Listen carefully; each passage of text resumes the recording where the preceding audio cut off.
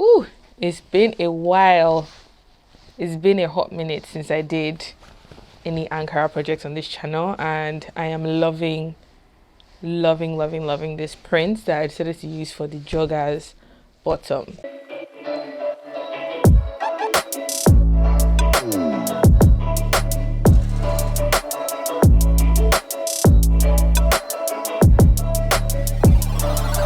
What's up, K-Divas, and welcome back to the channel this week. In this video, I'm going to be showing you guys how to cut and sew this really cool Ankara Joggers trouser.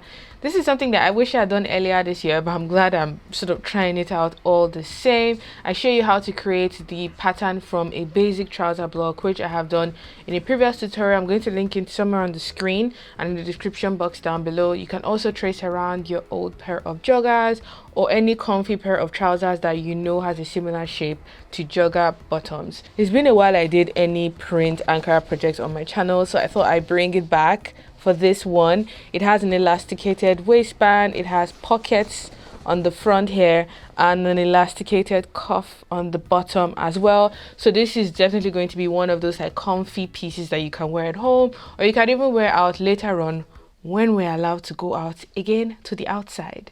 If you haven't joined the K-Divas fam already, make sure to do so by clicking that subscribe button down below and turn on the notification bell as well, so you know every week when I have new tutorials on the channel. If you're not also aware, I'm going to be having my masterclass on the 22nd of November. This is going to be the 4th digital workshop that I have done since the beginning of lockdown in the UK. In this one, I'm going to be sharing how to create and sell a cohesive women's wear collection. Tickets are selling fast and it's going to be online, so you can join in from wherever you are in the world, and it starts at 5 p.m. and finishes at 8 p.m. so it's sort of like a good 3-hour session. I'm going to put the link to the ticket down below so you can join in if you want to. It's sort of going to be like a really relaxed session. There's going to be a presentation, and if the video recording will be sent to all the attendees as well if you can't make it for the day. So let's get straight into this tutorial because I'm excited for this project. I know this is going to be my new favorite pair of lounge pants, and if you'll be recreating this, make sure to tag me on Instagram at KimDaveDesigns, and let's get into this. I'm going to be working from my basic trouser patterns in this tutorial. I have my front and back pieces here, which has a waist dart, grain lines, and the necessary annotations. I've already done this in a previous tutorial, which you can check out down below, and there's also another one showing you how to do a trouser side pocket if you're interested in that as well. So the first thing I'm going to be doing is to trace off my front trouser block, and I ignored the dart because the waistband is going to be elasticated, so that's going to take off any excess along the waistline. So the next thing I'm doing here is to just square out from the hip upwards towards the waist, because you want the leg to be wide enough that when you wear the trouser over your bum, it actually goes over without any issues. I went ahead to draw a straight waistline as well, added my seam allowance along the waistband and cut that out. Next up, I'm dropping the waistline by 2 inches downwards like so, because I'm going to be having a waistband pattern separately. So I'm going to go in and draw in how much I'm going to be trimming off from the waist, and I'm going to do this for the back pattern as well later on in this video. For my front side pocket, I am marking 5 inches or roughly 5.5 inches along that waistline like so, and I'm going to be drawing a vertical line downwards like this, and then the pocket depth is about 10 inches. You want to have it deep enough to put your hands in and be comfortable. So once you've marked that point, I'm just going in here to draw the curved bottom of the side pocket and then connect that to the vertical line we drew earlier on. For the pocket opening, I am marking roughly 3 inches from the side seam like so, and 5.5 inches from the top of that waistline edge, and then I am going to be connecting them together to create a slanted opening on the side of the trouser. The moment you draw in this line, you're going to trace off 2 parts for this pocket, the pocket bag itself and then the pocket facing, which when joined together creates the side pocket. So this is what the pocket bag pattern looks like. You need to cut 2 for this, one for the left and one for the right hand side, and this is what the pocket facing looks like.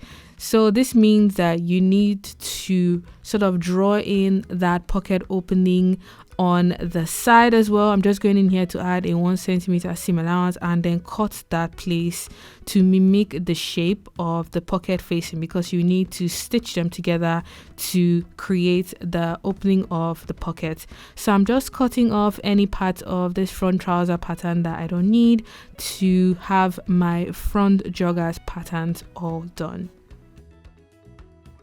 For the back patterns, the first thing I obviously did was to trace off the back trouser block, ignoring the waist dart, added my 1 centimeter seam allowance all the way around, and like we did for the front, I'm just going to square off the waistline. So from the hip upwards, just draw a straight line and then make the waistline straight as well.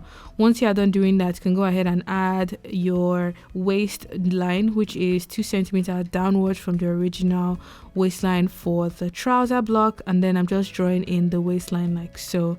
You can go ahead and trim this off so you have your back trouser pattern all done, ready to be cut on fabric to create your joggers. So this is what the back pattern looks like. You would need to cut two, one for the left and one for the right hand side, and this is a similar thing that you need to do for the front. For the waistband, because it's going to be elasticated, we will need to create a waistband that essentially measures the same waistline as your front and as your back patterns. Whatever those dimensions are, multiplied by the number of panels you need, and the width of the waistband is 5 inches. So I'm going in here to draw in my waistband. Because my front waistline was 21, my back waistline was 21 as well, because of the way we extended it outwards to make it wide enough to accommodate the bum and the hip. I'm going to be drawing a rectangle that measures 21 inches by 5 inches. I'm going to be cutting the pattern on a fold so I don't have to use up a lot of paper but still get a pattern that gets the job done. So this edge is going to be the fold edge, which means I will need to fold the fabric in half and place this pattern along the folded edge to cut the waistband for the joggers. For the cuff pattern, which is what sits at the hem, you would need to create a piece that measures the same width as your trouser hem, and then it is 5 inches tall, because this piece you would need to like fold to stitch back onto the hemline of your trouser to create the jogger sort of iconic feature that it has along the bottom. So I'm just going in here to draw in the other sides I need, add the midpoint, which is going to be my fold line or my fold edge. When I have cut this piece onto fabric, you would need to essentially cut two pairs, one pair for the left leg, one pair for the right leg, to have all of your pieces complete. So once you're done with making all the patterns, I'm going in to cut them onto fabric. You need to cut your front, back, the pocket, the waistband, as well as the cuff pieces. This piece is not lined, so I just cut only in this main material, which is an Ankara print that is cotton based. So these are all of my pieces here: my back, my front, my pocket pieces, my waistband, as well as my cuff for the hem of the joggers. So once you have all of your pieces ready to go, the first thing that I like to do is to get pockets out of the way. So that's what I'm going to be starting with. I have my two front pieces, left and right, and as you can see, it has that corner shaved out to mimic the shape of the pocket facing, which I am matching to each side. So I'm putting right sides together here, and I'm going to be stitching that edge together. I'll do this for the left and for the right hand side. So now I'm stitching on the wrong side of the fabric on a 1 centimeter seam allowance, and then I'm going to go back in and top stitch the facing to the seam allowance on sort of the part that goes inside the pocket. That's going to force the facing to sit on the inside of the pocket, and it doesn't like roll out as you wear the trouser with time. So these are the two front pieces like so, and this is what the pocket opening is looking like. I gave this a quick press just to relax all of my seams, and the next thing you need to do is to attach the pocket bag to the facing along that curved end on the inside. You only need to sew the facing to the pocket bag along that edge.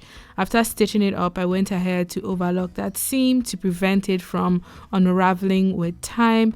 And once you sort of have the pocket bag and facing stitched into the front trouser like this, you can go ahead and join the back jogger piece to the front. So I'm starting off with one leg of the trouser like so, and I'm putting right sides together, and I'm going to be sewing up the side seam. And as I stitch up that side seam, I'm going to be stitching up the pocket pieces as well, so it's sandwiched in the side seam of the piece.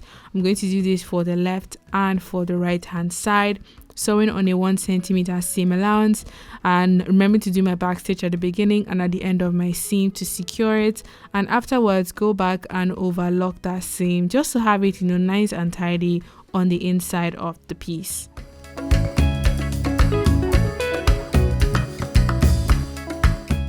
I went ahead to join the front and the back for the other leg of the jogger, so we have them ready to be attached together along the crouch line. So I'm joining the front left to the front right and the front back to the left back, so we're able to stitch up that curved seam that's going to go underneath the trouser. So next up, I am sewing the inner leg seam together. I am first of all putting some pins just to prevent any movement, and then I'm going to start from one end, work my way all the way around, and when I get to the end, do my back stitch of course, and then go back in to overlock the seam to secure everything nicely on the inside of the trouser. I found that when stitching inner legs, there has to be a little bit of stretching to make the front and the back seams actually fit together. So next up, I'm going to be working on the waistband. I have my waistband piece like so, and I'm going to be stitching up the end, which is open on a 1 centimeter seam allowance. No need to overlock this because I'm going to be folding this piece in half, and then I'm going to be first stitching it to the waistline of the joggers. When you're sewing the waistband into the waistline of the jogger piece, make sure to leave an opening that is roughly 2 to 3 inches on whichever side. This is going to allow you to pass the elastic band into the waistline of your piece. So I'm just sewing the waistband into the waistline of the joggers like so, and I've cut out my elastic bands. The long piece here measures roughly 33 inches, which is going to go around the waist, and then the two smaller pieces measure 10 inches each and then you need 2 of those for each trouser leg. So I'm going to be passing the longer elastic band into the waistband of the trouser using a safety pin, and thankfully because I left an opening, this is going to allow me to do so. So I'm just working that elastic into the waistband of the trouser, and when I get to the end, pull it out like so, and I'm going to stitch both ends together to secure the elastic on the inside of the waistband. I'm doing this with a zigzag stitch just to ensure that the elastic doesn't break on the inside. After that, I'm going to go back in and close off the opening that we left earlier on to allow us to pass the elastic through, and I'm just stitching this close, and after doing this, I'm going to overlock that entire seam all the way around.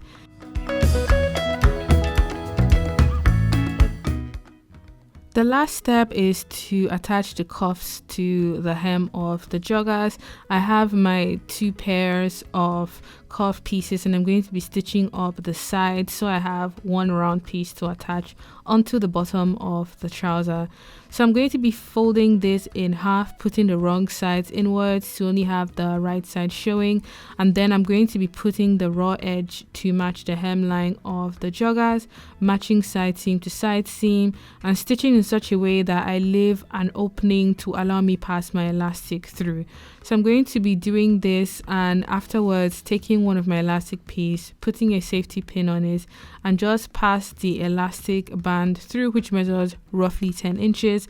And once this makes its way to the other end, put both ends together and stitch up the ends of the elastic using a zigzag stitch to secure that safely on the inside. So I'm going to do this for the left and the right leg, and afterwards go back and close off the opening that we left for the elastic to finish off this joggers project. So this is what the finished piece looks like. It is so comfy, and if you even want it to be looser around the leg, you can make that change to your own pattern. But I hope you enjoyed watching this video. If you did, let me know down below, and make sure to give it a thumbs up, and I will see you guys in my next one. Bye.